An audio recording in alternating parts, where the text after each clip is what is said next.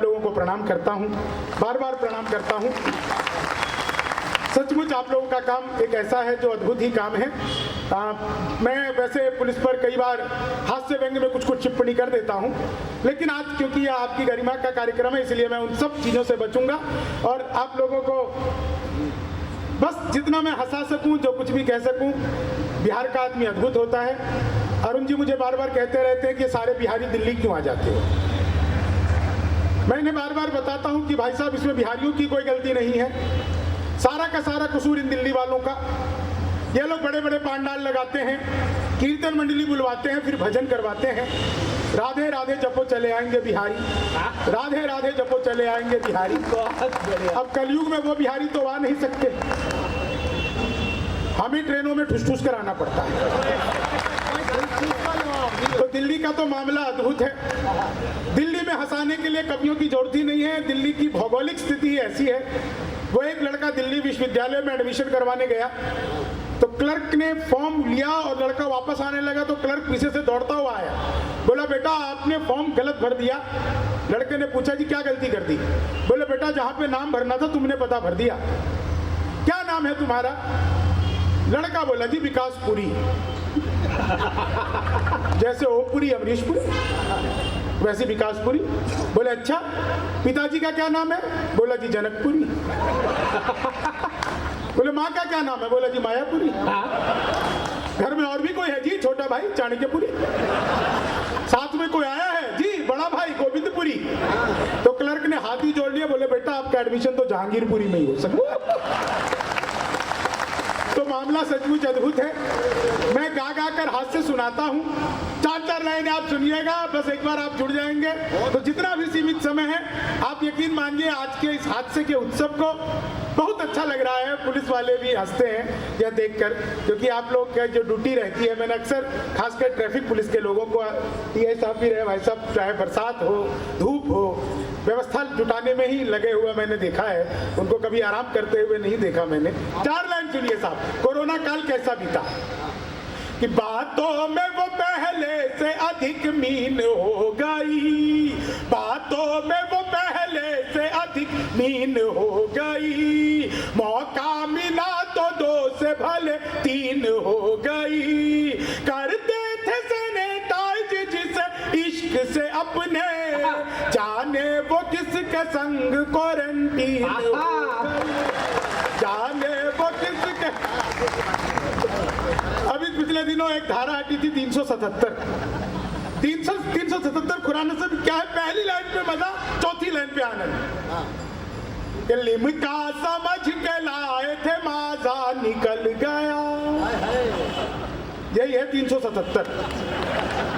लिमका समझ के लाए थे माजा निकल गया, ताजे की थी तलाश तो बासा निकल गया, कानून का बदला खुली रिश्तों की हकीकत, चाची समझ के लाए थे चाचा निकल गया। वाह, चाची समझ के लाए थे, भगवान मेरा साथ आप यूं भी निभाना, किस्मत के खेल में मुझे ऐसे भी जिताना, सलमान के जैसे भले बीते ये जवानी, लेकिन बुढ़ापे में अनूप जलोटा बना, जिंदाबाद। लेकिन बुढ़ापे में अनूप जलोटा बनाना, लेकिन बुढ़ापे में अनूप। और चार लाइनें सुनिए। चीनी को जमा करके फिर से गन्ना बना दूं। ये अद्भुत है भाई।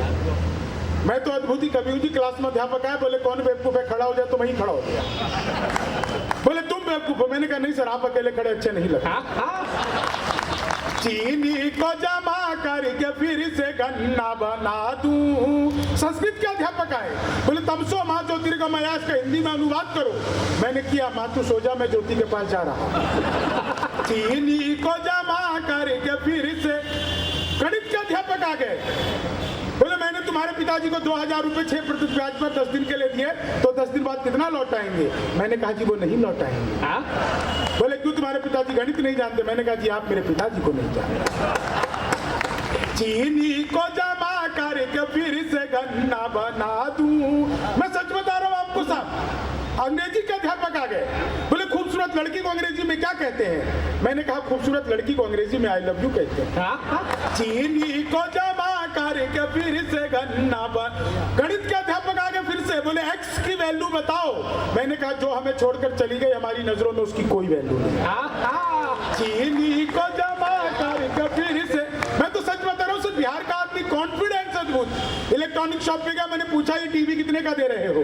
बोले हम बिहारियों को टीवी नहीं देते। मैंने कहा तुझे कैसे पता लगा? बोले निकल यहाँ से। अगले दिन में सूट बूट हैट नकली मूछे। मैंने कहा ये टीवी कितने का दे रहे हो? बोला तुझे कल भी मना किया था, हम बिहारियों को टीवी नहीं देते। अगले दिन मैं बुर्का ओढ़ के चला गया। मैंने कहा भैया ये टीवी कितने का दे रहे हो? बोला भाई साहब आपको 2 दिन से मना कर रहा हूँ, हम बिहारियों को टीवी नहीं देते। मैंने कहा मत दे, लेकिन ये बता तुझे पता कैसे लगता है कि मैं बिहारी हूँ? तो उसने जो बात बताई आप लोगों तक पहुंच जाए तो एक एक व्यक्ति जो अब तक ताली नहीं बजी हो। मैंने कहा मत दे, लेकिन ये बता तुझे पता कैसे लगता है मैं बिहारी हूँ? बोला बेटा जिसे तू टीवी कह रहा है वो माइक्रोवेव है। चीनी को जमा करके माइक्रोवेव को टीवी बताने का कॉन्फिडेंस जो बिहार लेके आया तो दुनिया में कहीं नहीं है साहब। अपना तो बिहार का मामला ही अद्भुत है। कहते हैं बिहारी टॉप करता है, करे क्यों नहीं? एक आदमी को पास करवाने के लिए हमारा पूरा खानदान 6ठी मंजिल पे पहुंच जाता है, हम नहीं तो कौन टॉप करेगा? चीनी को जमा करके फिर से गन्ना बना दूं। मैं सच बता रहा हूं आपको, हिंदी के अध्यापक फिर से आ गए, बोले आमंत्रण और निमंत्रण में फर्क बताओ। मैंने कहा जो निमंत्रण नीम के पेड़ के नीचे से दिया जाता है उसे निमंत्रण कहते हैं, जो आम के पेड़ के नीचे से दिया जाता है उसे आमंत्रण कहते हैं। चीनी को जमा करके फिर से विज्ञान के अध्यापक आ गए, बोले बच्चे का पैदा होना सोशियोलॉजी का टॉपिक है कि बायोलॉजी का? मैंने कहा जी बच्चे का चेहरा मोहरा माता पिता पे गया हो तो बायोलॉजी का। चीनी को जमा करके फिर से। कितने समझदार हैं आप लोग, बहुत बढ़िया सुन रहे हैं आप लोग। बिहार का आदमी सच बता रहा हूँ अद्भुत होता है, लेकिन दिल्ली का भी अद्भुत होता है, हरियाणा का भी अद्भुत होता है। और दिल्ली पुलिस तो सच बता रहा हूँ, जो सच एक ही बात है कि एक कॉल में हमारे साथ है। मैं चाहता हूँ एक बार आप लोग अपने लिए ताली बजाएं तो मेरा मन खुश हो जाएगा। सच बता रहा हूँ मैं आज की तारीख में सच, ये कोई चापलूसी मुझे कुछ इससे मिलेगा भी नहीं, ये कोई ऐसी बात नहीं। आज की तारीख में मैं जो कुछ भी हूँ, अरुण जी इस बात को जानते हैं, मैं सचमुच दिल्ली पुलिस के कारण ही हूँ, क्योंकि मेरी भाभी जी हैं और मेरी सारी पढ़ाई लिखाई जो है उन्होंने ही करवाई। मेरे पिताजी बहुत छोटा था, मैं गुजर गया तो उन्होंने ही अपने पास पाला पोसा, तो उन्होंने ही करवाया। तो मैं दिल्ली पुलिस का अपने आप पर बहुत योगदान भी मानता हूँ और बहुत आप लोगों का सम्मान करता हूँ। बहुत आप लोगों की जो सेवा भाव है उसको भी मैं मानता हूँ, इसलिए मैं बहुत भावुक भी हूँ। और सच बता रहा हूँ बिहार का तो मामला अद्भुत। पिछले दिनों वो शुरू हो गया था एक डिजिटल इंडिया, घर बैठे मिठाई मंगवाइए। मैंने कहा ये कमाल है, अखबार में दिए हुए नंबर था, अखबार में कि इस नंबर पे फ़ोन करिए मिठाई मंगवाइए। मैंने अखबार में दिए हुए नंबर पर फ़ोन किया तो उधर से डिजिटल इंडिया शुरू हो गया। बोले नमस्कार अग्रवाल स्वीट कॉर्नर पे आपका हार्दिक स्वागत है, मिठाई लेने के लिए 1 दबाइए, समोसे नमकीन के लिए 2 दबाइए, आजकल सब कुछ एक ही जगह मिलता है, चाट पापड़ी के लिए 3 दबाइए। मुझे मिठाई चाहिए थी, मैंने 1 दबा दिया। बोले लड्डू लेने के लिए 1 दबाइए, बर्फी लेने के लिए 2 दबाइए, कलाकंद लेने के लिए 3 दबाइए, जलेबी लेने के लिए 4 दबाइए। मुझे लड्डू लेना था, मैंने 1 दबा दिया। बेसन के लड्डू लेने के लिए 1 दबाइए, मोतीचूर के लड्डू लेने के लिए 2 दबाइए, गोंद के लड्डू लेने के लिए 3 दबाइए, तिल के लड्डू, मुझे बेसन का लड्डू चाहिए था, मैंने 1 दबा दिया। 1 किलो लेने के लिए 1 दबाइए, 2 किलो लेने के लिए 2 दबाइए, 3 किलो लेने के लिए 3 दबाइए, 100 किलो लेने के लिए 4 दबाइए। 1 पे दबाना था, गलती से 4 दब गया। मैंने कह रहे तो फंस गए, लेकिन फंस गए तो किस बात के बिहारी। मैंने तुरंत फोन काट दिया। 1 मिनट बाद ही कॉल बैक आ गई। बोले जी नमस्कार, हम अग्रवाल स्वीट कॉर्नर से बोल रहे हैं, आपके यहाँ से 100 किलो बेसन के लड्डू का ऑर्डर आया है, मिठाई किस पते पर भिजवानी है। मैंने कहा यार ये फोन किसने किया, मुझे तो पता नहीं। घर में हम 9 भाई हैं, सबसे बड़े वाले से बात करने के लिए 1 दबाइए, उससे छोटे से बात करने के लिए 2 दबाइए, उससे छोटे से बात करने के लिए 3 दबाइए। आप लोग जोरदार तालियां बजाइए। मनहूस से चेहरों को सदा डांटता हूँ मैं, गम की बदलियों में भी खुशी छांटता हूँ मैं।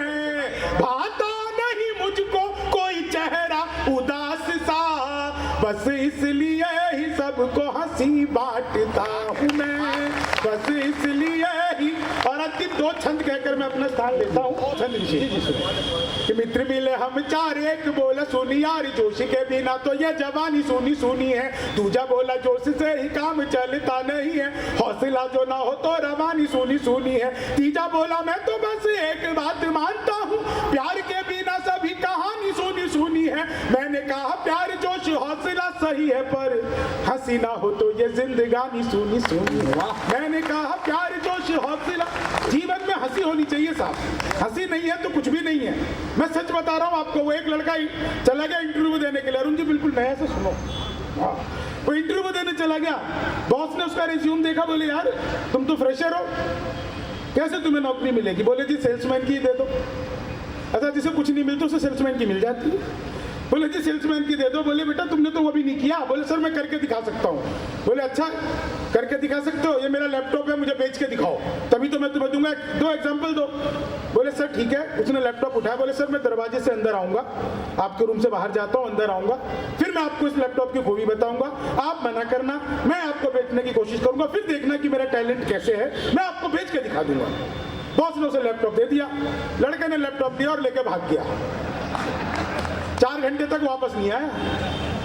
बॉस को टेंशन हो गई, रेज्यूम देख करके उसका फोन नंबर लगाया, बोले भाई कहाँ रह गया, मेरा लैपटॉप दे दे, तेरे को नौकरी देने के चक्कर में मेरी खुद की चली जाएगी, उसमें बहुत सारे इंपॉर्टेंट डॉक्यूमेंट है। तो लड़का बोला सर मैं दे तो दूंगा, लेकिन ये बताओ खरीदोगे कितने का? तो मामला अद्भुत है। एक और छंद सुनिएगा और मैं फिर अपना स्थान लेता हूँ। कि आंधियां गमों की जब तेज चलने लगे तो दोस्तों के बीच में ठहाके मारे हंसना, रास्ते सफलता के बंद जब होने लगे, मंजिलों को देख देख लगातार हंसना, अपने पराए जब रूठ जाए तुझसे तो खुद से लिपट कर बार बार हंसना, बात मेरी एक गांठ बांध रख ले तू प्यारे, 1 लाख दुख दबा एक बार हंसना, बात मेरी एक गांठ बांध रख ले तू। तो आप सबका बहुत बहुत आभार। खुलूस दिल में लबों पर मिठास रहने दो, न खुद रहो न किसी को उदास रहने दो। धन्यवाद। जय हिंद।